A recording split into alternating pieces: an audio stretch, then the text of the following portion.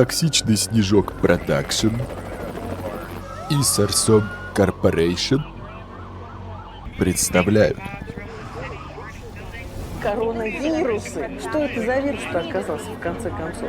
Прохождение какого-то придурка в ролях сексапильная чикса, Парни погибли за родину.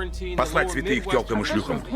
так себе любовник, Самое лучшее лечение геморроя – это живой огурец. Его нужно очистить, хорошо очистить. русифицированный подлец, сын маминой подруги.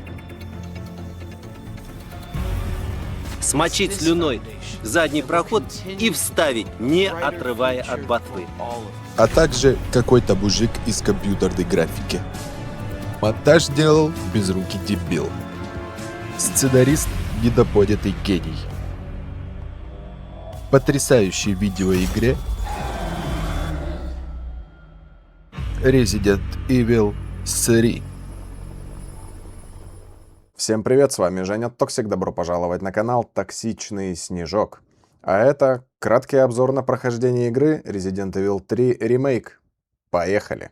Прежде чем начнем, хочу предупредить вас о спойлерах и лучше сначала глянуть полное прохождение. Ссылку закинул в описании. Ну и подпишись на канал, если еще не подписан, и мы начинаем. Начинается все с того, что главная героиня Джилл Валентайн просыпается у себя дома после инцидента в окрестностях Арклей. Заходим в ванную, и тут внезапно Джилл начинает превращаться в зомби. Ничего не остается, как ловить ахуй, брать пистолет и... бдыщ! Конец. Титры. Ха! Как наебали, да? Все это было лишь кошмаром, и с Джилл все в порядке. Ну вот, сами гляньте, красота, красота. Далее нам дают побродить по квартире, почитать письма, заглянуть в полупустой холодильник, а это точно важно, даже не сомневайтесь. Но тут нашу увлекательную экскурсию прерывает телефонный звонок. Алло? Какой твой любимый фильм ужасов? Это звонит наш кореш Брэд, и он весьма волнительным голосом говорит Джилл уносить жопу из дома как можно скорее. Не успели товарищи перетереть за жизнь, как вдруг в хату, проломив стену, вламывается сустаноловая дура и начинает демонстрацию абьюзивных отношений. Это мое. Да что ты пинаешься-то? Остынь, браток, какой-то бешеный. Тебя бахнуть или чё? Еле кое-как мы сбежали от этого штриха, и Джилл похромала по переулку, где встретила Брэда. Ребята понятия не имеют, кто это существо, но понимают, что у него на них нихуёвый такой зуб. Теперь вместе с Брэдом нужно валить из города, прорываясь сквозь толпы голодных зомби. Но история Брэда заканчивается, не успев начаться, потому что они вместе с Джилл попали в западню, и Брэда тяпнул за поганку зомбарь. Обидно. Кинув кореша, Джилл ущемала через запасной выход. Далее со словами «Извините», мы забираем пистолет и идем прессовать прохожих. «А ну заполз в будку, сука!» Теперь нам нужно идти на крышу парковки, чтобы эвакуироваться на вертолете. Но не тут-то было. Вертик сбивает то самое чучело, которого завалило в доме. Бля, парниша, отъебись, пожалуйста, ну. Ща я тебя протараню, а ну проваливай. Тараним лоха в пузо и сбрасываем с крыши. Собственно, после такого ДТП я делаю вывод, что эта мамаша бессмертная. И это я сейчас не про Джилл, хотя к ней вопросов тоже дохуя. Так кто этот гигантский хуй? Знакомьтесь, проект Немезис. Еще одна версия суперсолдата, созданный корпорацией Umbrella. Помните, во время второй части Резика был тип в шляпе?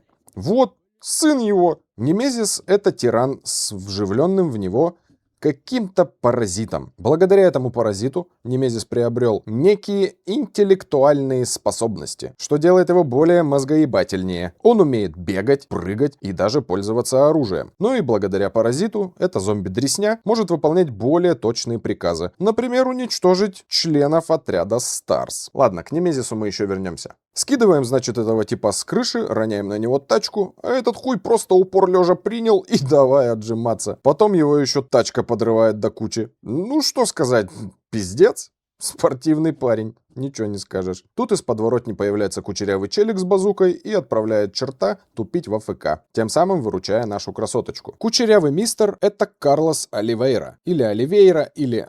Или как-то его хуй пойми как, блядь. Короче, что-то созвучное с Натальей Орейрой. Он второй играбельный персонаж и один из наемников, работающий на Амбреллу. Джилл сходу кидает Карлосу предъяву, мол, это из-за вашей сучиной кодлы тут такой пиздец и трэш. Карлос в непонятке говорит, что он идет в убежище, и либо Джилл идет с ним, либо идет нахуй. Хорошо, пошли. Карлос приводит нас в убежище и знакомит ее со своим командиром по имени Михаил. Миха говорит Джилл, тут у нас дела серьезные. Ты либо помогай, либо...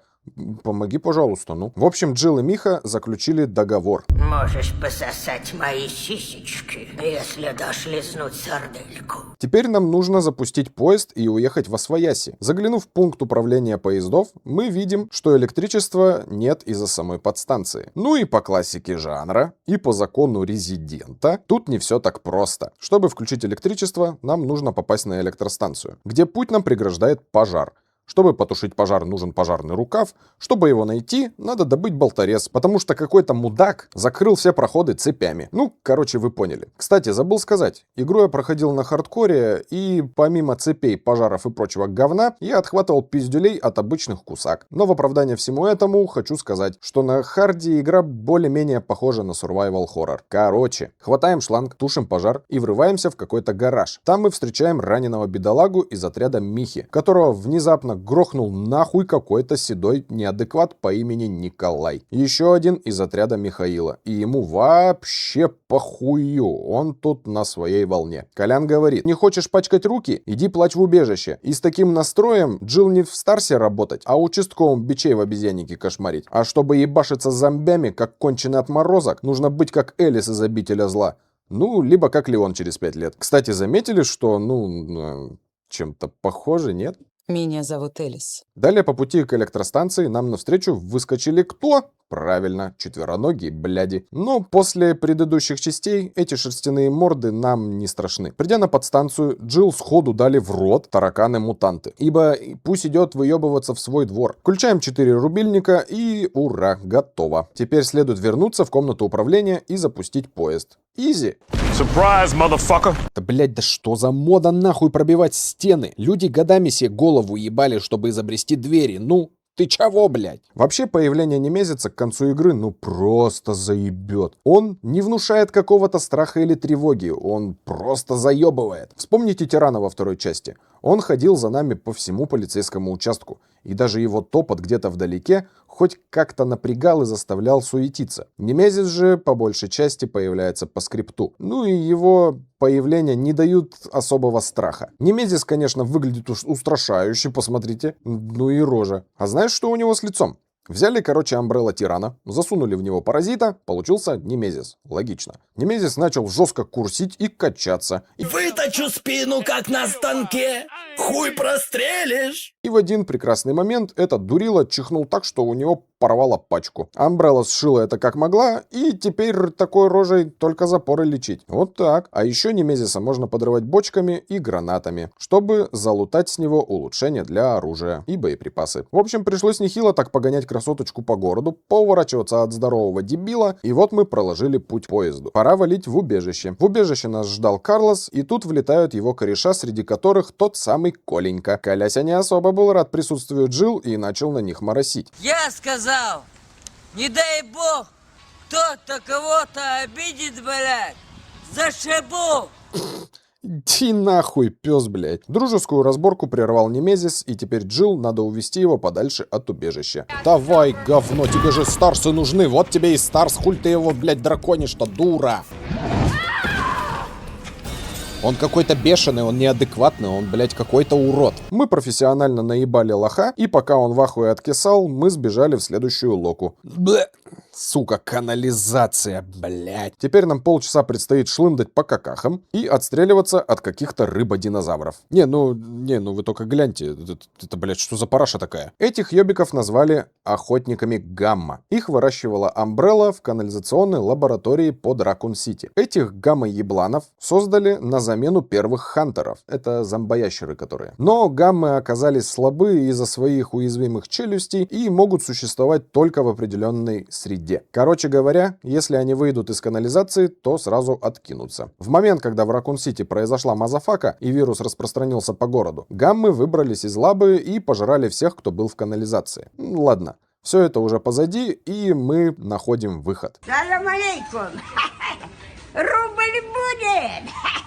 Убью. Немезис где-то добыл огнемет, и надо бы делать ноги, пока Джилл не поджарили задницу. Попадаем на крышу, и нам предстоит первый босс-файт. Бегаем, стреляем по генераторам, стреляем в топливный бак, бегаем, сука. Сколько можно? Победив дурака, Джилл падает с крыши, и вроде бы вот оно спокойствие, но вдруг обозленный жмых швырнул в нас огнеметом и цапнул ракетницу. Бежим. Обосрав портки, Джилл унесла жопу, и на помощь к ней подоспел Карлос. Заваливаемся в метро. Михаил дает указание Карлосу найти и спасти доктора Натаниэля Барта, который очень важен для Амбреллы. А Джилл тем временем едет с группой выживших в безопасное место. Внезапно, как понос, на поезд прискакал Немезис, и случилась оказия. Выжившие погибли, Колян втихаря сбегает, а Миха подрывает себя в надежде забрать с собой этого чудилу. Поезд сходит с рельс, и нас переносит к Карлосу. В роли Карлиты мы приходим в наш любимый полицейский участок.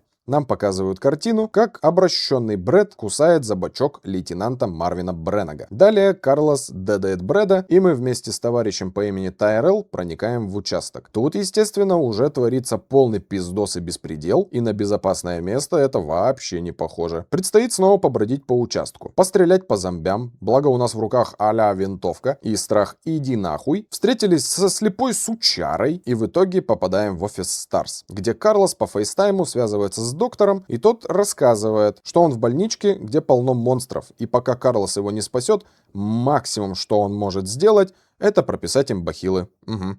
Ясно. Полицейского участка-то оказалось маловато. Ну вот прям очень мало. Хотелось бы побольше тут с винтовочкой-то побегать. Ну, разрабам спасибо, что хоть и его не вырезали. С Карлосом по рации связывается Джилл, и та рассказала историю о произошедшем в поезде. Не успела она закончить рассказ, как вдруг на нее в виде Аквамена-мутанта нападает Немезус. Ёбана ты существо, да ты не устал, братишка? Второй босс-файт. Снова по кругу надо бегать и уворачиваться от этой рвоты. И стрелять из гранатомета, чтобы сбить его с ног. Если мне не изменяет память, то этот момент был в оригинале на локации Часовая башня, нет? Разрабы ее тупо вырезали, и вместо нее нам дали почитать брошюрку. Да, ну нехорошо как-то. Ну ладно. Победив четвероногую рыбу, Джилл проворачивает лютый мув и отрубает Немезису культяпку. Победив, она отправляется на встречу с Карлосом, но ее в крысу факает Немезис, и Джилл валяется в припадке. Все это время за ней наблюдал из врат Николай. Кучерявый примчался к Джилл, цепанул красоточку на горб и утащил в больницу. Джилл заражена, и теперь в больничке нам предстоит найти антивирус, одновременно разыскивая старого обалдуя. Могу сказать одно. Больница зацепила своей вот этой мрачной атмосферой. Приглушенный или отсутствующий свет, узкие коридоры с зомбями, хантеры, которые тут капец какие жесткие. Короче, нравится. Респект. Прошерстив больницу, мы находим слегка мертвого доктора Барта. И Карлос находит на его компе записи, где Барт дает показания о том, что весь пиздец — дело рук Амбреллы. Да ладно. Амбрелла создала вирус под названием Т, из-за которого люди превратились в зомбятину. А доброму доктору они поручили создание вакцины. Поведав о всех грязных делишках, старикашка думал, что будет белым и пушистым. Но, сами видите. Антивирус хранится в подземной лабе под больницей. А уёбки из Амбреллы намерены все уничтожить, и для этого под видом спасательной операции отправляют отряд UBCS во главе Михаила. Карлос из-за этой инфы ловит тильт и делает о себе неутешительные выводы. Я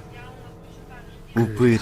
Хватает антидот в виде неоновой жижи, разбивает зачем-то компьютер и бежит спасать Джилл. Пока Джилл откисала в бреду, пришел Тайрелл и рассказал, что город планирует мазафакнуть большой петардой, так как эпидемия разрослась по всему городу и остановить ее не получается. Ребята принимают решение связаться с верхами, чтобы предотвратить атаку. Далее нам предстоит поиграть в тир против орды зомби. Ничего сложного, просто стреляй в говно и в конце подрывай колонну. Сука! Иди отъебись, блядь!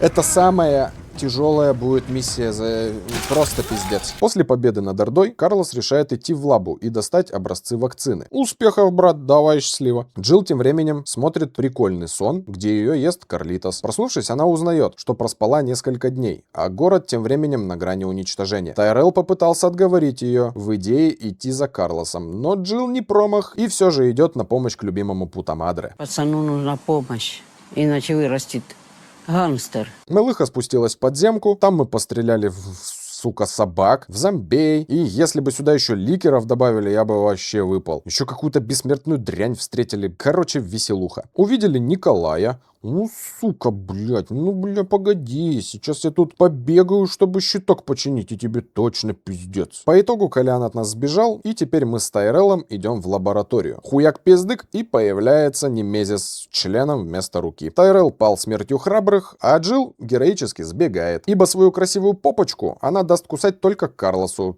по крайней мере, не Немезису. Попадаем в центр лаборатории. Лутаем 2 колбы с какой-то подливой, и при помощи нашего любимого Ребуса синтезируем вакцину. За жопу нас в итоге схватил Немезис. Надо опять от него сбегать. Джилл падает и виснет на мостике. Появляется Николай, подрезает у нас вакцину и говорит: Писку дашь ебать? Теперь задача такова. Мы сражаемся с Немезисом, а Николя снимает видос, чтобы налутать с этого денег. Жаба ебаная. 3-й босс-файт с Немезисом. И это уже переходит все границы нахуй. Стреляем, блять, сука, больно. Стреляем и еще стреляем. Наконец появился Карлос, снес черту кукушку и заставил купаться в кислоте. Не, ну точно победа. О, Колян, здорово. Какими судьбами? Где деньги, Лебовски? Перейдя к грани реальности, на нас снова напал Немезис. Точнее, уже жидкий Немезис. Карлоса мы отправляем вслед за Николаем.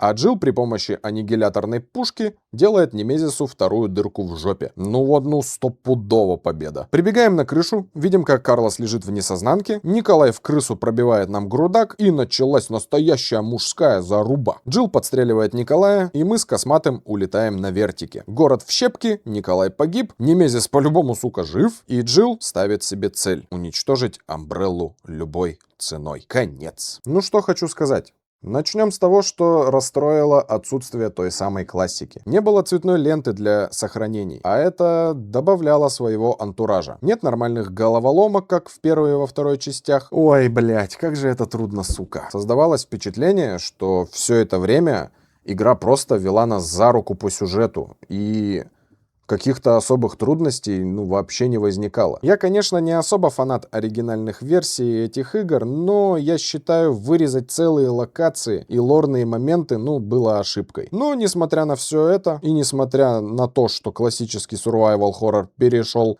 в экшен-боевик, игра мне очень нравится. После многократного прохождения игра меня не заебала, значит, она неплохая. Жду твое мнение в комментариях. Также напиши, как тебе обзор. Не забудь подписаться на канал и поставь лайк. Всем спасибо за просмотр. С вами был Женя Токсик, канал Токсичный Снежок. И всем пока.